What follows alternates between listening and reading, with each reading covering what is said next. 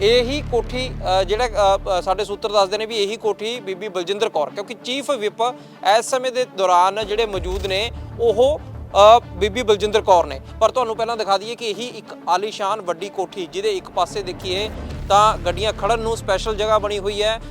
क्योंकि बाकी भी जो देखा जाए तमाम मंत्रियों की कोठी है जी उन्होंने मिलनियां पर हुण विधायकों तो बाद जे कहिए भावें कैबिनेट मंत्री नहीं है पर चीफ विप होने के नाते उन्होंने कैबिनेट रैंक मिलना तो यही कोठी जी आलीशान कोठी कहिए उन्होंने मिलनी आ जिथे पत्ता नाल गल करिए कोठी दी कार दी तो तमाम सुविधावां कैबिनेट मंत्री वालियां मिलणगियां। चीफ विप की यह जिम्मेवारी हुंदी है कि जदों विप जारी करदा तां आखिरकार उदों बाद जेकर कोई MLA या कहिए कि कोई मैंबर है जोड़ा वो जे कोई उत्थों एबसेंट रहिंदा तो उसके खिलाफ पार्टी कार्रवाई भी सख्त तौर पर करती है। 951 नंबर कोठी है जिहड़े साडे सूत्र दसदे ने कि कोठी बीबी बलजिंदर कौर नूं अलॉट हो जिहड़ी होनी है या कहिए कि हो चुकी आ। विप का जिहड़ा मैं तुहानूं दस्सिआ कि आखिरकार विप आम तौर पर जारी कराया जाता जो पार्टियां सैशन के दौरान चाहे विधान सभा लोक सभा राज सभा जिथे भी होण उत्थे विप जारी करदियां ने कि उन्हां दा कोई भी नुमाइंदा किसी वड्डे डिसीजन नूं लैके जो कोई वोटिंग हुंदी है तो उहदे विच एबसेंट नहीं होगा किसी वड्डे कारण तो इलावा। पंजाब दी कैबिनेट दे विच अज एक यह फैसला भी लिया गया कि आखिरकार बीबी बलजिंदर कौर चीफ विप ने पार्टी दे पर उहदे विच ये तो नहीं जिक्र होया कि आखिर कौन शख्स किनूं असीं अहुदा देण जा रहे हैं पर कैबिनेट रैंक है जिहड़ा वो चीफ विप नूं मिलूगा। उहदे विच ये भी स्पष्ट किया गया कि उहनूं जिथे पत्ता नाल गल करिए कोठी दी कार दी तो तमाम सुविधावां कैबिनेट मंत्री वालियां मिलणगियां। जे कहण दे विच आवे तां कैबिनेट मंत्री नहीं होऊगा पर कैबिनेट मंत्री वालियां सारियां सहूलतां होणगियां। बाकी कई टैक्नीकल पॉइंट्स होणगे जिन्हां तो परे होऊ। यही कोठी जिहड़ा साडे सूत्र दसदे ने भी यही कोठी बीबी बलजिंदर कौर क्योंकि चीफ विप इस समय के दौरान जिहड़े मौजूद ने वो बीबी बलजिंदर कौर ने। चीफ विप भी कईयां नूं नहीं पता होना वैसे तो जे कहिए कि जिन्ने जे कहिए खबरां सुनते रहंदे या आम तौर पर कहिए लोगों नूं पता होना उहदे जिक्र थोड़ा जिहा मैं कर दूंगा पर तुहानूं पहलां दिखा दईए कि यही एक आलीशान वड्डी कोठी जिहदे एक पासे देखिए तां गड्डियां खड़न नूं स्पैशल जगह बनी हुई है क्योंकि बाकी भी जो देखा जाए तमाम मंत्रियों की कोठी है जी उन्होंने मिलनियां पर हुण विधायकों तो बाद जे कहिए भावें कैबिनेट मंत्री नहीं है पर चीफ विप होने के नाते उन्होंने कैबिनेट रैंक मिलना तो यही कोठी जी आलीशान कोठी कहिए उन्होंने मिलनी आ जिहदे विच जे कहा जाए आम तौर पर मूवमन तौर पर जिहड़ा शेड्यूल आ जां कहिए कि एक सिस्टम आ कोठियां दा 951 नंबर कोठी है जिहड़े साडे सूत्र दसदे ने कि कोठी बीबी बलजिंदर कौर नूं अलॉट हो जिहड़ी होनी है जां कहिए कि हो चुकी आ। ते इहदे नाल नाल इह भी आ कि जिथे अगे सिक्योरिटी दे खड़न वास्ते अलग तो रूम पिछे एक स्पैशल ऑफिस है जिहड़ा कोठी दे विच ही आपदा काम काज करन वास्ते आ वो मिलना है। दूजे पासे जे कहा जाए हालांकि कह सकते हैं कि इदों बाद हुण जदों उन्होंने शिफ्ट होना तो इत्थे आउंदे दिनां दे विच रौनकां भी लग्या करनगियां ते बीबी बलजिंदर कौर आपदा काम काज शुरू करनगे। अमूमन तौर पर तो हुंदा इह है चाहे कैबिनेट मंत्री किसी भी महकमे का होवे आपदे खेतर का जदों MLA हुंदा तां उहदा काम काज रहिंदा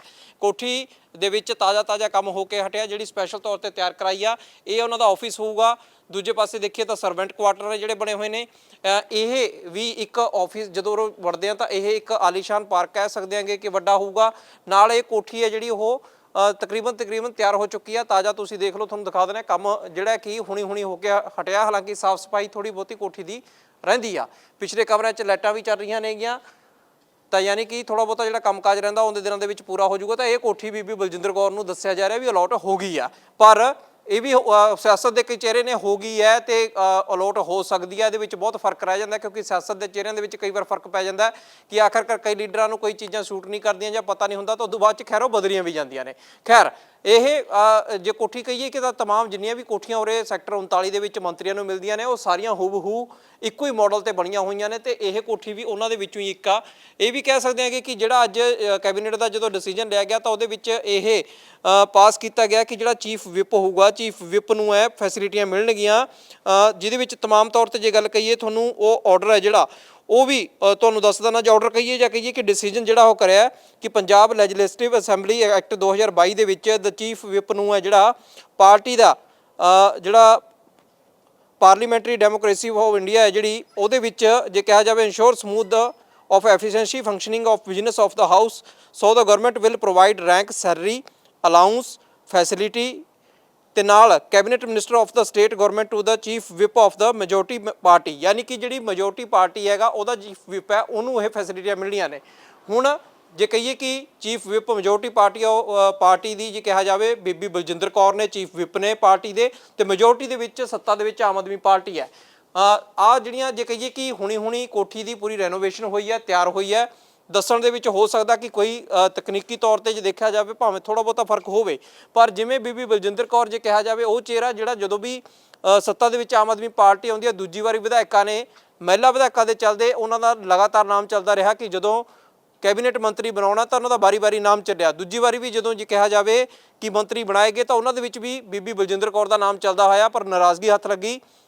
ਜਾਂ ਕਹੀਏ ਨਮੋਸ਼ੀ ਹੱਥ ਲੱਗੀ। ਨਾਰਾਜ਼ਗੀ ਉਹਨਾਂ ਦੇ ਅੰਦਰ ਜ਼ਰੂਰ ਰਹੀ, ਪਰ ਉਹਨਾਂ ਨੇ ਜੇ ਕਹੀਏ ਕਿ ਉੱਪਰਲੀ ਤੌਰ ਤੇ ਕਦੇ ਵੀ ਇਸ ਤਰ੍ਹਾਂ ਦੀ ਨਾਰਾਜ਼ਗੀ ਨਹੀਂ ਜਤਾਈ ਕਿ ਪਾਰਟੀ ਨੂੰ ਵੀ ਕਦੇ ਉਹ ਪਰੇਸ਼ਾਨ ਕਰਦੀ। ਪਰ ਇੰਨਾ ਜ਼ਰੂਰ ਸੀ ਵੀ ਪਾਰਟੀ ਨੇ ਵੀ ਲਗਾਤਾਰ ਇਸ ਚੀਜ਼ ਦੀ ਵਾਚ ਕਰ ਰਹੇ ਸੀਗੇ ਕਿ ਸੀਨੀਅਰ ਵਿਧਾਇਕਾਂ ਨੇ, ਮਹਿਲਾ ਵਿਧਾਇਕਾਂ ਨੇ, ਤਾਂ ਉਹਨਾਂ ਨੂੰ ਵੀ ਕੋਈ ਨਾ ਕੋਈ ਜ਼ਿੰਮੇਵਾਰੀ ਮਿਲੇ, ਜਿਵੇਂ ਕਿ ਹੋਰ ਨਾਮ ਕਈ ਚੱਲਦੇ ਨਜ਼ਰ ਆਉਂਦੇ ਨੇਗੇ। ਤਾਂ ਇਹਦੇ ਵਿੱਚ ਕਹਿ ਸਕਦੇ ਹਾਂ ਕਿ ਇਹ ਕੋਠੀ ਹੈ ਜਿਹੜੀ ਆਉਂਦੇ ਦਿਨਾਂ ਦੇ ਵਿੱਚ ਬੀਬੀ ਬਲਜਿੰਦਰ ਕੌਰ ਨੂੰ ਅਲਾਟ ਹੋ ਸਕਦੀ ਆ, ਜਾਂ ਕਹੀਏ ਕਿ ਅਲਾਟ ਹੋ ਗਈ ਆ ਤਾਂ ਆਖਰਕਾਰ ਉਰੇ ਆਪਦਾ ਉਹ ਫੰਕਸ਼ਨਿੰਗ ਸ਼ੁਰੂ ਕਰਨਗੇ। ਪਰ ਨਾਲ ਇਹ ਗੱਲ ਵੀ ਹੈ ਕਿ ਆਖਰਕਾਰ ਜਿਸ ਤਰ੍ਹਾਂ ਦੇ ਨਾਲ ਉਹਨਾਂ ਨੂੰ ਕੈਬਨਿਟ ਰੈਂਕ ਦਿੱਤਾ ਗਿਆ ਤਾਂ ਤਮਾਮ ਉਹ ਫੈਸਿਲਿਟੀਆਂ ਜਿਹੜੀਆਂ ਕੈਬਨਿਟ ਮੰਤਰੀ ਹੁੰਦੇ ਹੋਏ ਮਿਲਦੀਆਂ ਨੇ ਤਾਂ ਉਹ ਸਾਰੀਆਂ ਉਹਨਾਂ ਨੂੰ ਮਿਲਦੀਆਂ ਹੋਈਆਂ ਨਜ਼ਰ ਆਉਣਗੀਆਂ। ਪਾਰਟੀ ਜਿਹੜਾ ਇਹ ਡਿਸੀਜਨ ਲਿਆ ਗਿਆ ਉਹਦੇ ਵਿੱਚ ਸਾਫ਼ ਤੌਰ ਤੇ ਉਹਨਾਂ ਨੇ ਕਿਹਾ ਕਿ ਮੈਜੋਰਟੀ